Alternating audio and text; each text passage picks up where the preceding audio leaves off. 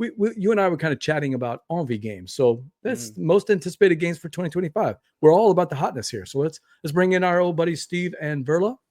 What's up? Hello, DJ and Alex.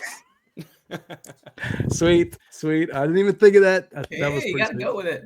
We got the gang back together. Okay, so Alex, we were talking ENVIE games for 2025. You've got one. What's that game that you're looking forward to playing here in 2025? So, and I will be clear, looking forward to playing is accurate. So for folks who don't know, I'm based in St. Louis, Missouri. And the one bit of gaming I consistently get, it's not a regular game night at my house. It's nothing like that. I go to Jamie Stegmeier's. He's based here in St. Louis in a lovely part of town. Won't say exactly where, but I play in his game night every other week. And it does not mean, by the way, that I have played the hot Stonemaier games before they're released. I have not in any situation.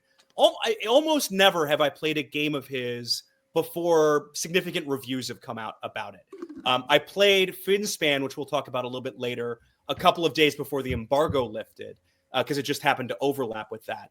So the game I have in mind, though, is a game that I have not played. I have physically seen a prototype of, but I'm not spoiling anything. There's nothing to spoil. Everything I'll talk about is publicly up on the Stonemaier Games website. The game is called Vantage, and it's a rogue. They've kind of thrown away the term roguelike because it's not procedurally generated. It's not exactly a roguelike, but it's meant to kind of invoke that sort of video game roguelike experience where the level feels different or the game feels different every time, but it's not a campaign game. It's a game that iterates and builds every time you play it. It's called Vantage because each player is in a different part of the world and has a different perspective on what they're seeing. So it's a cooperative game, and it's a game that gets around a bit of the alpha gamer thing by making it so that you can only see your slice of whatever world, of whatever part of the world. You have your own actions that are available to you. You could be in different parts of the world and the other players in a different complete section, right? That's it. That's exactly it.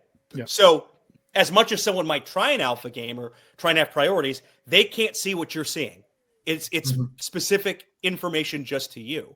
And the idea being, as you play, the game isn't a campaign game. It doesn't repeat. It doesn't build on itself necessarily, except your knowledge of the world has built on itself. You know a little bit more about a different slice that you might not play with this next time.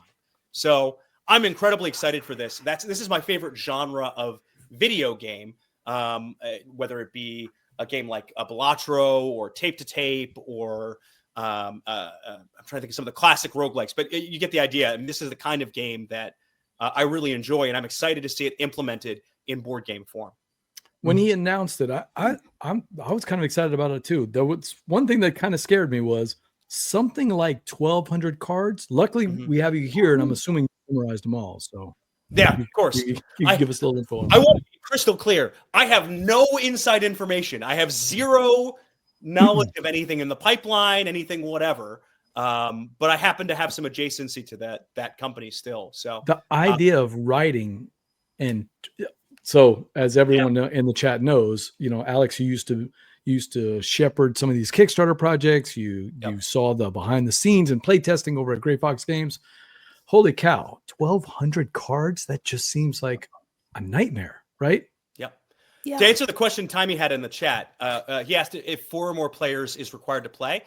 The time I have seen it played, I believe they were testing it with 3 at the time. So I don't think so. I think it can up to 4. And generally the way Stonemaier tries to design games, they tend to have them all be soloable in almost any case, I think, and all the way up to 5 or 6. But it's part of their philosophy to not have it be locked into a set player count, is my experience of the games. Now that you said it, if this is a 4-player game, it would be the first one I've ever seen him do, because he likes the 5. Nope, there it is. It says 1 to 6 players. Okay, yeah, that's kind of that Stonemaier that's a philosophy. Yeah, that's his wheelhouse. Yeah. How about you guys? Any interest in Vantage? Do you know anything about it? Don't know anything about it, but first thing to say is Alex talking about when I was over at Jamie's is kind of like the cinema enthusiast saying, "Well, I was in Tribeca with Bobby De Niro and having a little bit of dinner." Let's have a lunch with Bobby De Niro. Way to drop those, Alex. 1 to 6 players. It does players. sound interesting to me, that concept of different vantage points.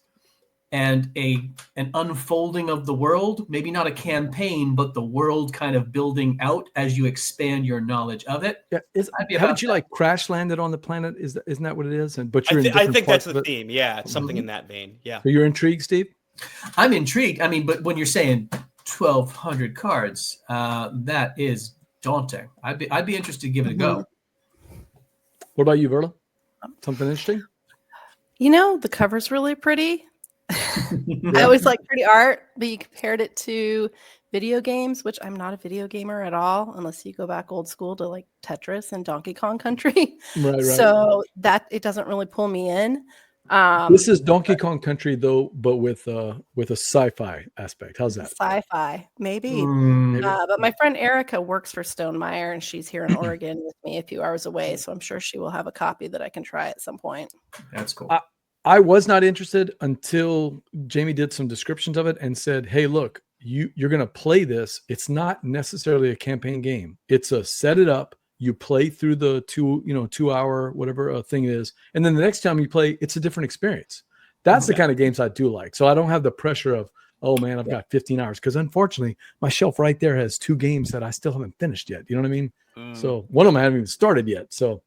The idea of another campaign game, I wasn't at, but a 1-box campaign game, sort of like Near and Far, where you just play it and play as many times as you want to, and you don't have to play everything. I'm intrigued by that. I was intrigued enough to where I bought the coins. Jamie had the coins on sale and had a sale on the sale of coins, and they're cool little computer sci-fi type coins, which match with a lot of the games I play. What's that? I think you showed a picture a minute ago. The interlocking ones? I did. Those are the coins. Yeah, cool. That's the ones right there. So we played a sci-fi game the other day, and I've drawn a blank as what we played, but I forget. Oh, it was Underwater Cities. So I was like, forget the little cardboard chips. We're going to play with the Vantage coins, and it worked out perfect. I like playing with thematic coins. So nice. Vantage, I think that's a good ENVIE game. I've got one if you guys are interested. Yeah, sure. Go for it. Mine is one that I don't think we've talked about on the show, and I'm going to pull it up real quick. But mine is one from our friends at Fort Circle Games. We had them on the show when we talked to Tori Brown about Votes for Women. And I own it, and I like that game. But First Monday, October, for obvious reasons, but some of them not so obvious, I am super excited about First Monday in October. That is a game all about, let me see if I can pull up a copy of it. That is a game about the Supreme Court, where they've got the breadth of all the Supreme Court justices, and they have all these court cases that are coming through, and you're trying to garner enough votes to get those cases decided one way or the other. So I'm thinking, sort of that, what's that you guys reviewed the game that I have back here, the Lawyer Up, thinking sure. Better version of Lawyer Up maybe, or the back and forth tug of war like Votes for Women or any of the other 2-player games like that. Like, I don't know, but I'm intrigued by First Monday in October to the point that I actually backed it. So is that something you guys are thinking about? Interested? This is the first time I've heard about this one as well. Look at that cover, by the way. Look at that cover, man. Very stunning. Cool cover? Very eye-catching. Being on the Fort Circle Discord, you see a lot about this. You see a lot about their upcoming games. Fort Circle has my attention. If they put something out, it is going to have a historical bent. It's going to have something worth reading up and learning about, but it's also going to be a good game. It's going to be a good game. Yeah. Look, so it's got a lot of tracks. It's track to track game, at least when you're looking at it this way. And I like tracks, but I really like the way Kevin Bertram from Fort Circle Games produces his games, Alex. And I know we shouldn't care about this, but one of the things that's nice about his games when they're sitting on your shelf, like I like showing them to people. When you open up Votes for Women, there's not like, Philip Millman did this awesome section in the rule book of Watergate, where he gave the whole history of Watergate. And it's awesome. But it's a little box and a little rule book. Yeah. When you open up Votes for Women, you're going to get 23, I think it is, or 28 separate pieces of historical memorabilia that talks about the suffragette movement. And the same thing with First Monday in October. Same thing with all of his different games. You'll have like, I forgot the one with Shores of Tripoli. Shores of Tripoli. You had like a letter from Jefferson to the Barbary Pirates. I mean, Yeah. and it's all recreated as identical things. And he stuffs the box full with this stuff. Yeah. The box is one of the thicker boxes you've ever seen. It's sturdy. All the pieces are chunky. It just looks. It's got a table presence that is amazing. So Right. Does it come with a gavel? it does not. Ooh. What game is it that does come with a gavel though? And we had Modern it at Art. ChuckCon. Modern art. Dean's Korean Poetry version for of modern art. Neanderthals, but it had the. Yeah, that's a little Yeah. different. I know. Yeah, that's But he different. said we I- played it at ChuckCon. I What would else did we pay. play I at would pay ChuckCon money that to had see. something like that? I would totally pay money to see Elena Kagan hold an inflatable club and Smacking on people. Clarence Thomas. Yeah, that Korea board games edition of Modern Art that Dean brought us, because Yeah. I have the regular version of Modern Oh, Art. okay. I wasn't I've playing seen that. the CMON version of Modern Art. You know, we've seen all these things. He's got this amazing It's thing, beautiful. Alex. It's gorgeous. Good Not game. as nice as the Oink Games version of Stamps, which is the one of my Grail games. I'm But still looking for it. still I'm looking still for it. keeping an eye out for you. There's no luck, but that's the one you want. I did see somebody, and I can't remember, but somebody posted on social media. Just recently. Who Yeah. was that? Somebody posted that they played it. They were at a work I can look. party, and somebody, I just can't remember. I saw that. Yeah. So that's mine. What about you? Anybody else interested in First Monday in October? You look at that. You're presenting it like it looks like Beyond the Sun. So you're going beyond the court with this. You've got tech trees, but it's going to be legal. Alex, that's why we call him the Name Father, because he does it every night, man. I know. That's what it is. That's what he Yep. does. So First Monday in October. What, are you interested? Cool. Jokes aside? I'm interested. Yep, it looks cool. I would add that the first thing that came to mind, and I'm sure this is not the mechanic, but was a King's Dilemma style thing where you are all individually Supreme Court justices trying to sway a case. Could be an interesting, completely different game. Not this game, but just a thought. I don't remember. I shouldn't say. I was going to say I thought it was a 2-player game, but honestly, I don't remember. Let's go to the BGG page. It says probably 1 not to a 4 9-player players. game. Yeah, Yeah. I don't think it's just a pure 2-player tug of war on this. Yeah. Huh. So I would imagine what's happening is you're probably a weight of 3.0. That's a little bit higher than the normal Fort Circle game. But I would imagine with 1 to 4 players, you're controlling different justices, and so maybe blocks of voting. Coalitions. Yeah, Some coalitions. coalitions on that. Yeah, that mean, could be interesting. You could see it. Some I'm looking at. So, Yeah. Does anybody have an ENVIE game? An anticipated game for 2025 that you're excited about? Anybody? Verla? I'm so out of the loop right now No. on what's coming out. Closest I come to one is that I did back the Discworld RPG. Oh, And that okay. should be hopefully coming out sometime in 25. Discworld RPG. I was watching Ben Maddox from 5 Games for Doomsday has been playing Ankh Morporth, Mhm. which I know is a game that That's you either yeah. have, right? That's one that I have. It's one that Kelly has. It's if you're a fan of the world, that basically gives you every single character you'd want on a card to just before you play it, just laugh at it and then play it, because it's kind of like you're reliving the books. With that. Alex, have you ever played that one?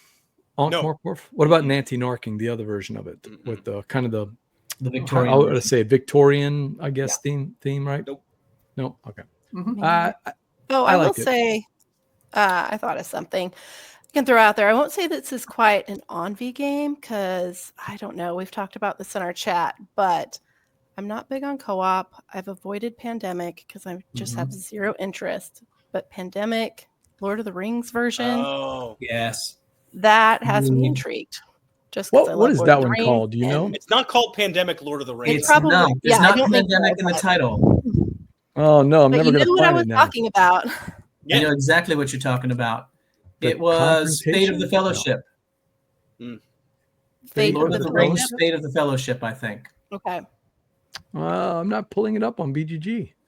I think if you're looking at it, if you just go to the front page, I think it's one on the hot list. Probably. Oh no, that's the. You're thinking of Oh. the trick taking one? No, I was thinking of Trick Taker. Yeah, you're right. This is the I am pandemic interested in the version. trick taking All one, right. but this one. So we got I'm it. also Lord of the like, Rings, Fate of the Fellowship. What is intriguing you about it? Because that's not normally your kind of game, right? You're not. That It's big of a not at co-op. all, but I can really see it being very thematic with Lord of the Rings, which I love. One of my favorite games from this past year was Lord of the Rings Duel, and just because it was so thematic in the gameplay and everything, really made me like that game a whole lot more than just the Seven Wonders Duel version. So I'm really curious to see how they incorporate the theme into this. And Burla, you've got a fellowship, the Fellowship of the Ring. I could get on board with co-op being part of the I was Fellowship of the Ring. super impressed with the dual version. I mean, wow, that was. I mean, Isn't I've only played it once, but I really enjoyed it. Have you played that yet, Alex? I've not. There was oddly enough one of the weeks I there. missed at Jamie's. There was a tournament of that game cool. that you're talking about that they were trying to run. So no, I haven't played it yet. Now in that game, it's Vincent Dutrait art, which is different from anything else I've ever seen, and is absolutely gorgeous. In fact, when you look at the characters, you're like, oh my god, that really is who the characters are. Right. That being said, I'm looking at this art here in the pandemic version. And this, yeah, exactly. I mean, it's just gorgeous stuff. Let me see if I can center you on there. I mean, everybody looks like who you think they should be. But this art reminds me the Rankin and Bass. Wasn't that Ralph the name Bakshi, the old 70s cartoon movie, right? Exactly. The Rankin and Bass cartoon movie of The Hobbit and the Lord of the Rings. Remember those things? Look at this art. It does kind of look like them. That looks fun. I haven't actually looked this up yet. I've just heard the buzz about it. I haven't seen pictures till now. It's got a dice tower.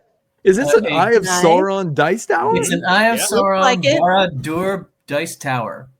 Wow. Oh, this thing's going to sell. Yeah, I'm very interested. Copies. They're printing money. I'm hooked. Wow. I'm kind of hooked here. Okay. I don't want to say I'm pandemicked out because there's a lot of pandemics. And actually, Iberia is one I've always wanted to play. I never got to play it. But this one, I'm intrigued by this. This is one I would probably want to play. I'm intrigued by that. What about you, Alex? I maybe I'm pandemicked out. I don't know. It didn't grab me as much as some of the other ones, but it looks like it's beautiful, and it's definitely a license to print money. They're going to make a lot of money on this game no matter what. So the Eye of Sauron Dice Tower was really a cool touch, though. That looked cool. Well, that's a great choice. I was not expecting that. Was a good choice. Good call.